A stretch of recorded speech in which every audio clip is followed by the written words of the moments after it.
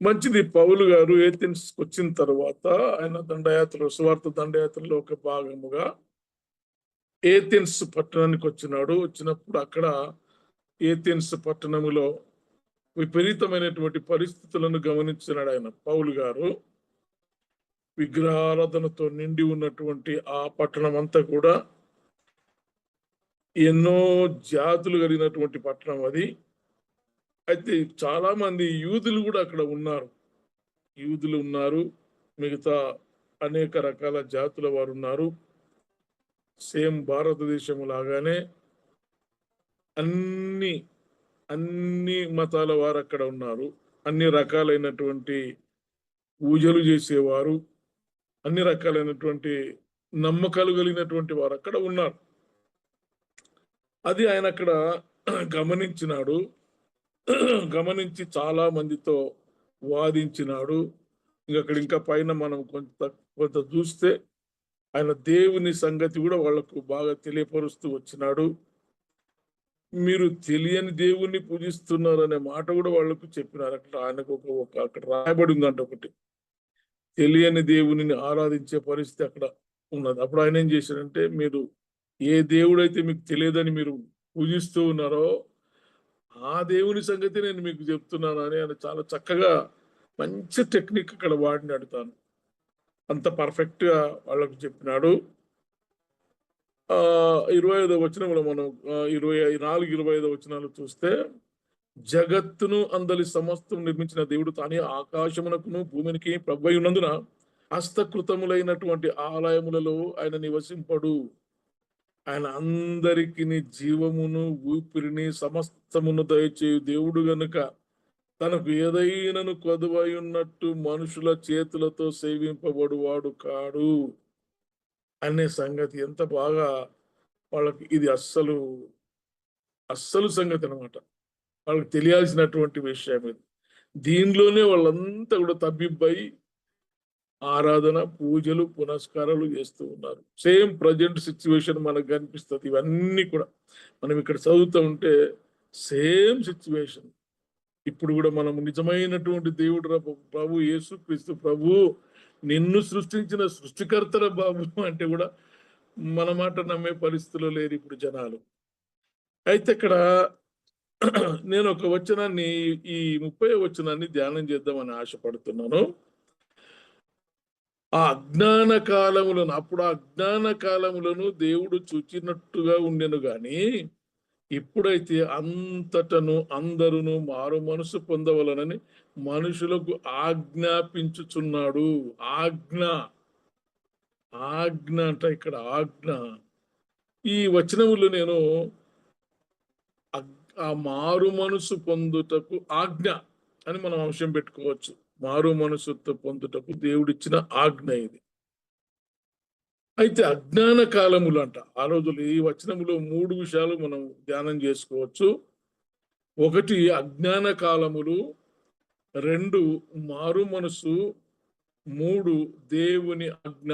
ఇది మనవి కాదు, ఆజ్ఞ అక్కడ ఉంది. 30వ వచనములో ఆజ్ఞ ఉంది. కాబట్టి మొట్టమొదటి నంబర్ 1 ఏంటంటే అజ్ఞాన కాలములు.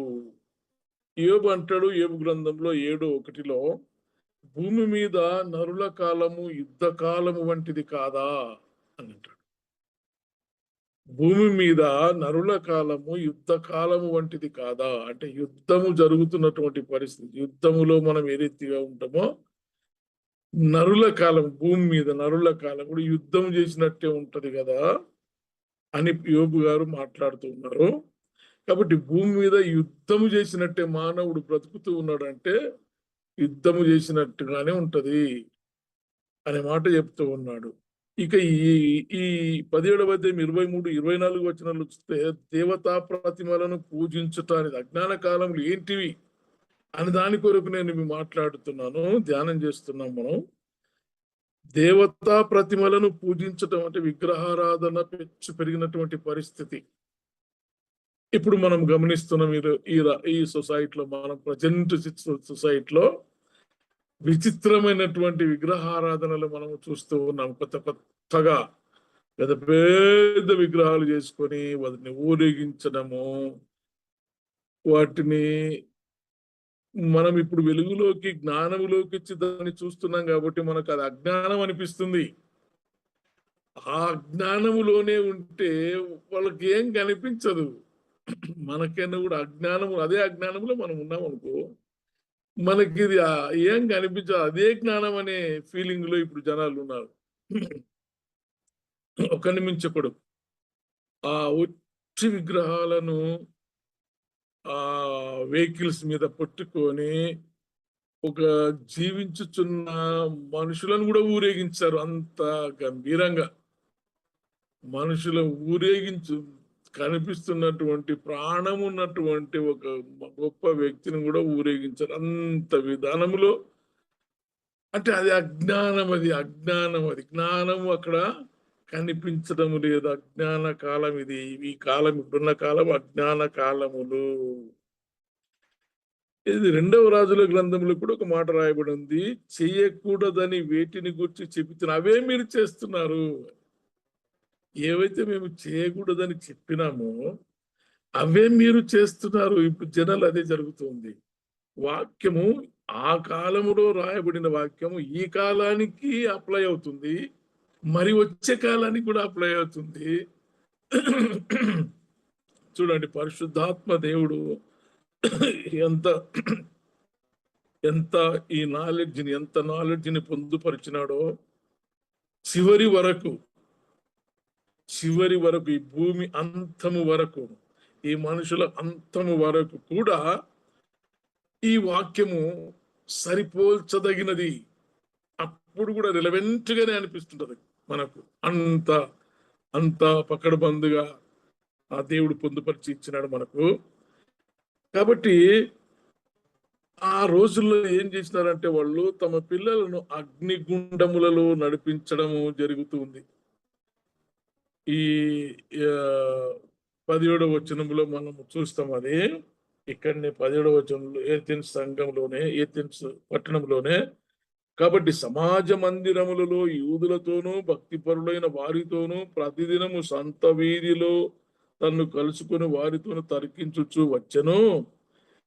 అప్పుడు ఇక్కడ కొంతమంది ఏం చేసినారంటే తమ పిల్లలను అగ్నిగుండములో కూడా నడిపించే, తమ కుమారులను కుమార్తెలను అగ్నిగుండములు నడిపించిరి. ఇక్కడ ఉంది ఇంకొక వాక్యము.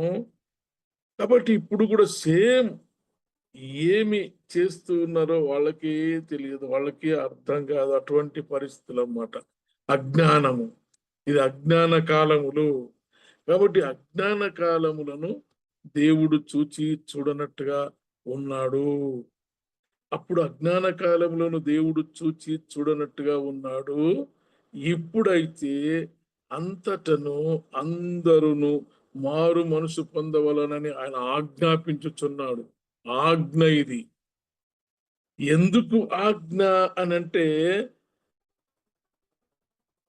ప్రభువు తాను నియమించిన మనుషుని చేత, ఎందుకనగా తాను నియమించిన మనుషుని చేత నీతిని అనుసరించి భూలోకమునకు తీర్పు తీర్చబోయేడి యొక్క దినమును నిర్ణయించి ఉన్నాడు.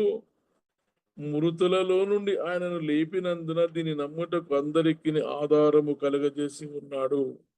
ఇంత వెలుగు వచ్చిన తర్వాత కూడా జనాలు అజ్ఞాన కాలము, అజ్ఞానములో బ్రతుకుతున్నటువంటి పరిస్థితులు. కాబట్టి ఇది అజ్ఞాన కాలం. దీంట్లో ప్రభు అంటాడు మారు మనసు పొందాలి. ఆయన ఏమంటాడంటే మారు మనసు పొందాలి మీరందరూ. పౌలు గట్టిగా చెప్పాడు ఈ విషయం. మారు మనసు విషయం అయితే గట్టిగా చెప్పాడు. ఎందుకు అనంటే మనకు ఎగ్జాంపుల్ తీసుకోవచ్చు మనము. లూకాసు వార్త 15:17 నుండి 20 వరకు ఉన్నటువంటి ఆ చరిత్ర ఏంటంటే సన్నివేశము, తప్పిపోయినటువంటి కుమారుడు అజ్ఞానముతో తండ్రితో వేరుపరచబడి తాను ఆస్తిని పంచుకొని వెళ్ళి తాను అనుభవించినటువంటి ఆ అజ్ఞానములో తాను అనుభవించినటువంటి శ్రమలను తట్టుకోలేక ఒకరోజు బుద్ధి వస్తుంది వానికి. ఆ మాట ఏం రాదు. అయితే అయితే బుద్ధి వచ్చినప్పుడు అని మాట రాయబడింది. బుద్ధి వచ్చినప్పుడు అంటే ఆ బుద్ధి వచ్చినప్పుడు అంటే మారు మనసు కలిగింది అని అర్థం. మారు మనసు కలిగింది. ఎట్లా మారు మనసు కలిగింది అంటే తన యొక్క స్థితిని తాను గుర్తించగలిగినాడు. తన గత స్థితిని గుర్తించగలిగినాడు. గతము నేను ఎలాగుంటిని, నా పరిస్థితి ఇప్పుడు ఏముంది, నేనేం చేస్తే బాగుంటది అనే ఆలోచనలు కలిగి, అది మారు మనసు. మారు మనసు మంచి నిదర్శనం ఏంటిది అంటే గత కాలము పరిస్థితి ఏంటిది, ప్రజెంట్ సిచ్యువేషన్ ఏంటిది, నెక్స్ట్ నేను దీనికి ఏం చేస్తే నాకు ఈ సిచ్యువేషన్ నుండి దూరం అవుతా నేను అనేది మనిషికి బుద్ధి వచ్చినప్పుడు ఈ ఆలోచనలు వస్తాయి. తెలివి వచ్చినప్పుడు, బుద్ధి వచ్చినప్పుడు వాడు నా తండ్రి దగ్గరికి వెళ్ళి నేను సారీ నన్ను క్షమించు తండ్రి అని అడుక్కుంటా. కనీసం అంటే అడుక్కోవడానికి కూడా అర్హత నేను పోగొట్టుకున్నా కదా, ఇప్పుడు కనీసం నీ పనివారిలో ఒకనిగా నన్ను పెట్టుకోమని నేను అడుక్కుంటా అని అంత అంటే దిగజారి తగ్గించుకొని, తను తాను తగ్గించుకొని తండ్రి దగ్గరికి వెళ్ళడానికి బుద్ధి వచ్చిందంట వానికి. అట్లా వచ్చి వాడు తండ్రి దగ్గరికి వచ్చి క్షమాపణ కోరి, తండ్రి చూస్తా ఉన్నాడు ఎప్పుడు వస్తాడు నా కొడుకు అని ఎదురు చూస్తావు.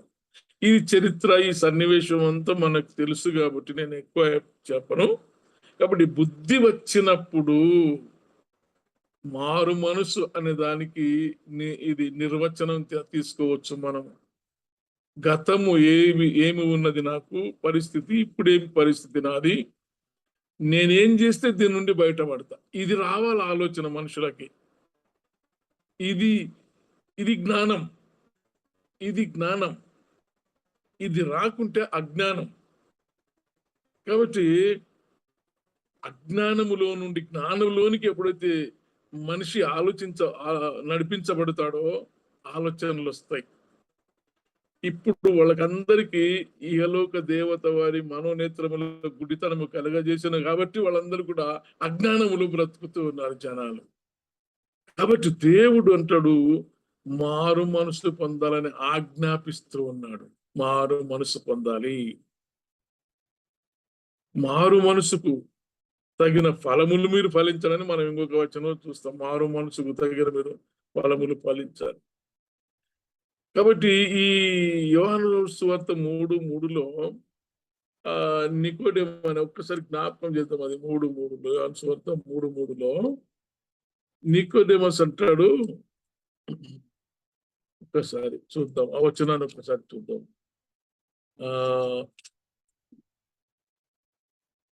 3:3 కదా. బోధకుడు, నీవు దేవుని యొద్ద నుండి వచ్చిన బోధకుడు మేము ఎరుగుదుము, దేవుడు అతనికి తోడై ఉంటేనే గాని నీవు చేయించిన సూచక్రియలను ఎవడును చేయడలని ఆయనతో చెప్పాను. అందుకు యేసు అతనితో, ఒకడు క్రొత్తగా జన్మించితేనే గాని అతడు దేవుని రాజ్యమును చూడలేడని నీతో నిశ్చయముగా చెప్పుచున్నాను. అంటే మారు మనసు పొందితే తప్ప దేవుని రాజ్యానికి వారసులము కాదు అనేటటువంటి ఒక సత్యాన్ని చక్కగా బోధిస్తున్నాడు ప్రభుల వారు. అక్కడ మారు మనసు, కొత్తగా జన్మించాలి, అదే మన నూతన జన్మ, అదే మారు మనసు. కాబట్టి మారు మనసు పొందాలని దేవుడు ఆజ్ఞాపిస్తూ ఉన్నాడు. ఈ 3వ అధ్యాయం, ఇదే అపోస్తలుల కార్యగ్రంథం 3వ అధ్యాయంలో ఒక మాట రాసింది, ప్రభు సముఖము నుండి అనే మాట చూద్దాం. ఇక్కడ 3వ అధ్యాయంలో ఒక మాట చూస్తాం. 3:18లో 18 కూడా చదువుతాం. అయితే దేవుడు తన క్రీస్తు శ్రమపడునని సమస్త ప్రవక్తల నోట ముందుగా ప్రచురపరిచిన విషయములను ఇలాగు నెరవేర్చను. ప్రభువు సముఖము నుండి విశ్రాంతి కాలములు వచ్చునట్లు మీరు మీ కొరకు నియమించిన క్రీస్తు యేసును ఆయన పంపునట్లు మీ పాపములు తుడిచివేయబడు నిమిత్తమును మారు మనసు నుండి తిరుగుడి. మారు మనసు ఎందుకు పొందాలి మనం అనంటే మన పాపములు తుడిచివేయబడు నిమిత్తము. మీ పాపములు తుడిచివేయబడు నిమిత్తము మీరు మారు మనసు పొందాలి. కాబట్టి మారు మనసు కావాలి. ఎందుకు అంటే అజ్ఞానములో నుండి జ్ఞానంలోనికి రావాలి. కొంతమందికి ఎట్లుంటదంటే అది అజ్ఞానమని తెలిసినా గాని దానిలోనే ఉందామంటూ ఉంటాం, మేము ఇట్లాగే ఉంటామంటారు. దానిలో నుంచి బయటికి రావాలి మేమనే ఆలోచన మాత్రం వాళ్ళకు కలగదు. అది ఎప్పుడు కలుగుతుంది అని అంటే బుద్ధి వచ్చినప్పుడు తన ఆ పరిస్థితిని అనుభవిస్తున్నప్పుడు అర్థమై బయటికి రావాలి అనే ఆలోచన కలగాలి వాళ్ళకి. అరే దీని నుండి ఎలాగ బయటపడితే బాగుంటది. అట్లనే సఫర్ అవుతూ ఉంటారు, అట్లనే సఫర్ అవుతూ ఉంటారు, బాధపడుతూ ఉంటారు, కన్నీరు గారుస్తూ ఉంటారు, ఏడుస్తూ ఉంటారు. దీని నుండి బయటికి ఎట్లా రావాలి అనే ఆలోచన మాత్రం చెయ్యరు. ఇది ప్రాబ్లం కొంతమందికి ఉంటది. కాబట్టి అట్లా కాదు. ఆ మారు మనసు పొంది పాపములు తుడిచివేయబడు నిమిత్తము మారు మనసు పొందాలి. మూడవది దేవుని ఆజ్ఞ. అది మనవి కాదు, ఆజ్ఞ. ఆదికాండం 26:5 మనం చూస్తే నా ఆజ్ఞలను నా కట్టడలను మీరు అనుసరించుడి అనే మాట రాయబడి ఉంది. ఆదికాండము 26:5 ఆదికాండం 26:5 ఆ వచనాన్ని ఒక చదువుతాను. 26 ఓకే.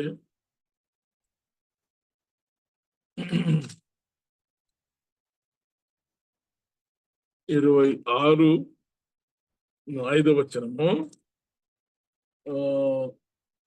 ఏలైనగా అబ్రహాము నా మాట విని నేను విధించిన దాని నా ఆజ్ఞలను నా కట్టడలను నా నియమములను గైకొనెనని చెప్పెను. నేను నియమించిన ఆజ్ఞలను కట్టడలను ఆయన గైకొన్నాడు అబ్రహాం. అందుకనే నేను అంతగానో ఆశీర్వదించినాను ఆయన నేను అనే సత్యాన్ని అక్కడ తెలియపరుస్తున్నాడు. అంటే దేవుని ఆజ్ఞలు, దేవుని కట్టడాలు మనం అనుసరిస్తే మనకు ఆశీర్వాదాలు, దీవెనలు ఉంటాయి అనేటువంటి సత్యాన్ని జ్ఞాపకం చేస్తున్నాను. 45:5 వచనంలో కూడా నీకు ఆజ్ఞ ఉన్నది కదా, దీన్ని చేయుడి, మీకు ఏదైతే ఆజ్ఞ ఇచ్చినో దాన్ని చెయ్యండి అని చెబుతాడు. రోమిలోకి రాసిన పత్రిక 7:10 అప్పుడు జీవార్థమైన ఆజ్ఞ నాకు కనబడేను అంటాడు పౌలు గారు. అప్పుడు జీవార్థమైన ఆజ్ఞ నాకు కనబడేను. ఇవన్నీ కూడా దేవుని ఆజ్ఞలను మనం జ్ఞాపకం చేస్తాయి. ఒకటి, అజ్ఞాన కాలములో నుండి బయటపడాలి, అజ్ఞాన కాలములలో ఉన్నాము. 2, మారు మనసు పొందాలి. 3, దేవుని ఆజ్ఞకు లోబడాలి. ఎందుకు అంటే తీర్పు తీర్చబోయేటి దినమును మనకు నిర్ణయించి ఉన్నాడు. తీర్పు తీర్చబోయేటి దినాన్ని మన కొరకు నిర్ణయించి ఉన్నాడు. ఇక చాలా మనం ఎన్నెన్న రెఫరెన్సులు తీసుకోవచ్చు. ఆలోచించాలి మనము. అజ్ఞాన కాలములో జ్ఞానం అంటే యెహోవా యందు భయభక్తులు కలిగి ఉంటే జ్ఞానమునకు మూలము అని రాయబడి ఉంది వాక్యములో. యెహోవా యందు భయభక్తులు కలిగి ఉంటే జ్ఞానమునకు మూలం, నిర్వచనం. భయభక్తులు లేకుంటే జ్ఞానము లేదని అర్థం, అంతే, అడేం లేదు. అజ్ఞానివైతేనే తప్ప దేవుని యందు భయము భక్తి లేనటువంటి వ్యక్తిగానే ఉంటావు. ఎప్పుడైతే నీవు జ్ఞానంలోనికి వస్తావు అనంటే దేవుని యందు భయము భక్తి కలిగి ఉంటావు. అది జ్ఞానం. దేవుని యందు భయభక్తి కలిగి ఉండడమే జ్ఞానం. అది లేదు అంటే అజ్ఞాని, నీవు అజ్ఞానివి అని వాక్యం మనతో మాట్లాడుతూ ఉన్నది. ప్రేమైన దేవుని బిడ్డలారా, అందుకని తాను నియమించినటువంటి నీతిని అనుసరించి భూలోకమునకు తీర్పు తీర్చబడి, తాను నియమించిన మనుషుని ద్వారా అంటే యేసుక్రీస్తు ప్రభువు ద్వారా మనకు తీర్పు తీర్చబోయే దినాన్ని నిర్ణయించి ఉన్నాడు. కాబట్టి అజ్ఞాన కాలములో నుండి జ్ఞానములోనికి వచ్చి మారు మనసు పొంది దేవుని ఆజ్ఞలను మనము పాటించాలి అనే సారాంశం మొత్తం ఈ వచనం. ఆ అజ్ఞాన కాలములను దేవుడు చూచి చూడనట్టుగా ఉండెను. ఇప్పుడైతే అంతటను అందరూ మారు మనసు పొందవలనని మనుషులకు ఆజ్ఞాపించుచున్నాడు. కాబట్టి ప్రియమైనటువంటి దేవుని బిడ్డలారా, ఇంకా మనము ఇక్కడ నమ్మినటువంటి యూదులు అక్కడ ఉన్నారు. కాబట్టి మీరు అజ్ఞానంలోనే లేక జ్ఞానంలోనికి వచ్చినారా? ప్రశ్న. మనం అజ్ఞానములోనే అంటే దేవునందు భయభక్తులు లేనటువంటి బ్రతుకులు కలిగి ఉన్నామా, లేక భయము భక్తి కలిగి బ్రతుకుతున్నామా? ప్రశ్న. రెండవ ప్రశ్న ఏంటంటే, ఇంకా మనం పశ్చాత్తాపం లేకుండా, మారు మనసు పొందకుండా మనం బ్రతుకుతూ ఉన్నామా? పశ్చాత్తాపం అనేది లేకుండా, నేను ఎప్పుడు ఒక మాట చెప్తూ ఉంటాను జనాలకు, క్రైస్తవులకు, దేవుని బిడ్డలకే, పశ్చాత్తాపము లేకుంటే విశ్వాసివి కాదు. పశ్చాత్తాపం అనేది అంటే బేసిక్ ఎలిమెంట్స్, క్రిస్టియన్ లైఫ్ కు బేసిక్ ఎలిమెంట్స్ ఏంటివంటే, ఒకటి పశ్చాత్తాపము, మారు మనసు, రక్షణ, నిశ్చయత, నిరీక్షణ. ఇవి లేకపోతే ఇక వాడు క్రిస్టియన్ కాదు. క్రిస్టియన్ అని కూడా మనం చెప్పొద్దు, మతం కిందికి తీసుకున్నారు. కాబట్టి యేసు ప్రభువుని నమ్మిన వాడు, జ్ఞానములోనికి వచ్చిన వాడు, యేసు ప్రభు బిడ్డ ఎట్లుంటాయనంటే పశ్చాత్తాపం ఉంటుంది. పశ్చాత్తాపము చాలా మందికి ఉండదు. ఇప్పుడు నడుస్తున్న పరిస్థితి అదే. క్రైస్తవ సంఘాల్లో పశ్చాత్తాపము లేదు, మారు మనసు లేదు, రక్షణ నిశ్చయత లేదు. ఇవన్నీ లేకుండానే నాయకులైతారు, సేవకులైతారు. అది మూసుకొనే ఉంటది, హృదయం అది మూసుకొనే ఉంటది, తెరవబడి ఉండదు. అంటే తెరవబడితే జ్ఞానం కనిపిస్తుంది, జ్ఞానంలోనికి వచ్చేస్తాడు. అది తెరవబడకుండా అది మూసేసి దాంతోనే ఇవన్నీ పనులు జరిగిస్తున్నారు. కాబట్టి ఏది కూడా సరైనటువంటి విధానములో, ఒక వాక్యానుసారమైనటువంటి విధానములో ముందుకు సాగడం లేదు. ప్రేమైన దేవుని బిడ్డలారా, మన ఆధ్యాత్మికమైన జీవితాన్ని ఒక్కసారి మనల్ని మనం పరీక్షించుకుందాం. జ్ఞానములోనికి వచ్చినామో మనము, ఒకటి. రెండవది, పశ్చాత్తాపము కలిగి మారు మనసు పొంది ఉన్నామా? మనము చేసినటువంటి ప్రతి తప్పుకు క్షమాపణ ఉండాలి. మనము చేసినటువంటి ప్రతి విషయానికి క్షమాపణ పొందాలి, మనసు మార్చుకోవాలి, పశ్చాత్తాపం ఉండాలి. ఆ తర్వాత మనకు రక్షణ నిశ్చయత కలగాలి. ఎస్, నేను దేవుని చే రక్షించబడ్డాను అనే నిశ్చయత రావాలి. నిరీక్షణ ఉండాలి. ప్రభు నన్ను తీసుకొని వెళ్తాడు, నేను పోతాను, ఎత్తబడిన సంఘంలో నేను చేరుతాను, ఒకరోజు ప్రభుతో కూడా నేను ఆ పరలోకంలో, పరదైసులో నేను ఉంటానని కదా. నేడే నువ్వు నాతో కూడా పరదైసులో ఉండు అని ఇమీడియట్ ఆయన ఎంబడి తీసుకొని వెళ్ళాడు. అటువంటి నిరీక్షణ మనము కలిగి ఉన్నామా లేదా? ఎందుకు అని అంటే, తీర్పు తీర్చబోయేది దినము అతి సమీపముగా ఉన్నదని మనము జ్ఞాపకం చేసుకుంటూ, మనల్ని మనము గమనించుకుంటూ, మన ఆధ్యాత్మికమైనటువంటి జీవితమును మలుచుకొని ముందుకు సాగాలని ప్రభు పేరిట నేను వాక్యాన్ని బట్టి హెచ్చరిస్తూ ముగిస్తూ ఉన్నాను. దేవుడు తన వాక్యమును ఆశీర్వదించి దీవించును గాక. ఆమేన్.